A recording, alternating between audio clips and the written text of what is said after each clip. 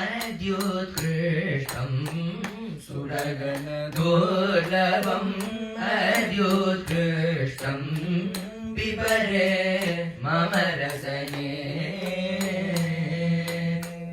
प्रोदितकैतव धर्म प्रतीतं प्रोदितकैतव धर्म प्रतीतं प्रेमिक भावुक परिषत्कथितं प्रेमिक भावुक परिषत्कथितं पिबरे मम रसने सन्ततं पिबरे मम रसने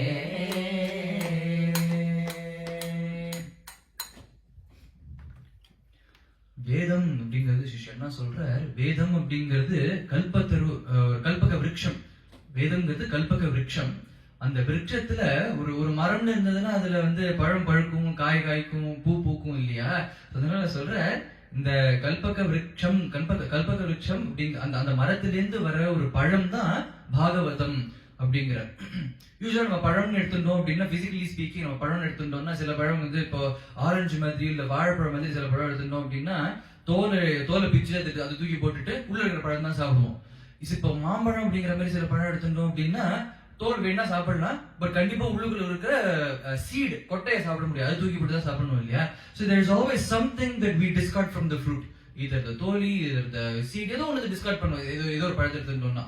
பட் இப்ப பாகவதம் அப்படிங்கிற இந்த பழத்தை எடுத்துட்டோம் அப்படின்னா அதுல டிஸ்கார்ட் பண்றதுக்குன்னு எதுவுமே கிடையாது அப்படின்னு இந்த இடத்துல சிஷ்யன் என்ன சொல்ற, அதுல அந்த பழத்தை முழுசா அனுபவிக்கலாம், உண்மையா ஃபுல் அண்ட் ஃபுல் அனுபவிக்கலாம். ஏன்னா டிஸ்கார்ட் பண்ணணுங்கிற மாதிரி எதுவுமே கிடையாது. அவ்வளவு ஒரு ரசமயமான